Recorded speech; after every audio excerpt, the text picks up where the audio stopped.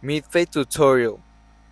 We start doing the ball line and it's gonna be where the C cups start, and I'm gonna start dropping it all the way to the occipital bone in the back. I'm barely applying any pressure to the trimmers and the line. I'm doing slightly touches so I can create an easy line to fade in later. Now after that, we're gonna finish by taking off all the hair all the way down below that ball line. Make sure there's no any long hairs. Now with the clipper no guard lever open, I'm gonna start the first guideline into the fade that is gonna be like half, like 3/4 of an inch above that ball line, and it's gonna be in a scooping out motion, flicking out that clipper, and I'm gonna follow it all the way to the back. Now with the one open, I'm gonna do the second guideline that is gonna be an inch above that last guideline, and in the same motion, flicking out, scooping out that line. And I follow it same all the way to the back. The guidelines process is not about details, so keep in mind to make it fast.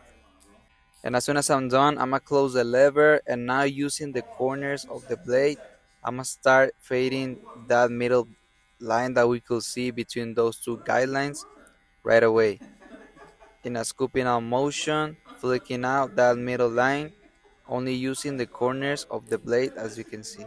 This should fade away the line we just created. And if it's not completely faded, don't worry about it, we'll go into details later. Now I'm gonna start making that skin transition with the shaver. And right here, as you can see, as I'm moving my client's head, I am applying some pressure in here. The harder you put the pressure, the easier it's gonna be the shaving and taking out the hairs. Now I'm gonna start fading those guidelines, and I'm gonna start with no guard lever close, only using the corners of the blade, flicking out that bottom line. I'm gonna scoop out all that line. I'm gonna hit only that bottom line. I'm not gonna go any higher. For now, we're just focusing on that bottom line.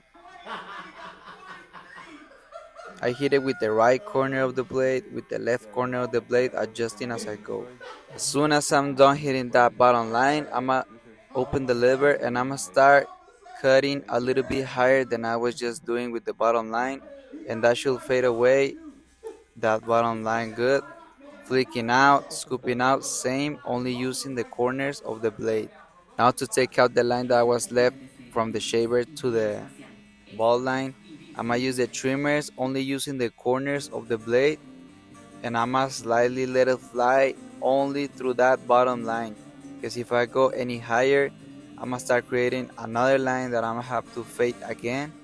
So make sure and be careful just to hit only that bottom line, only those hairs. We are basically cleaning that bottom transition only using the corners of the trimmer, flicking it out, letting it fly, not putting, not applying any hard pressure. And that's how we're gonna detail that bottom transition for now. And as soon as I'm done, I'm gonna grab my half guard lever open and I'm gonna start flicking out in a scooping out motion, only using the corners of the blade. And I'm gonna try to hit all those dark spots, and I'm allowed to go as high as I want to in the guidelines area. And as soon as I'm done, I'm gonna close the lever. And if I didn't take the dark spots with the lever open, I'm gonna close the lever and try it out. And I keep in mind not to go that high this time. Then as soon as I'm done, I'm gonna grab my 1.5 with the lever open, and I'm gonna start scooping out that transition between the fade and the top, and I'm gonna try to fade it in as I scoop out. Try to make this movement of the flicking as exaggerated as you can, because you're trying to fade in that transition just by letting fly the clipper.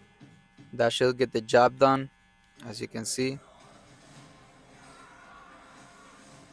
As soon as I'm done, I'm gonna close the lever and I'm gonna try to detail a little bit that transition in the same way, scooping out, only hitting those dark spots that I think they were left. And as you can see, it's starting to look faded already. Now we're gonna detail the fade, and it's gonna be with the scissor overcome technique and point cutting. And in this part, I'm only using the tips of the scissors and the tip of the comb.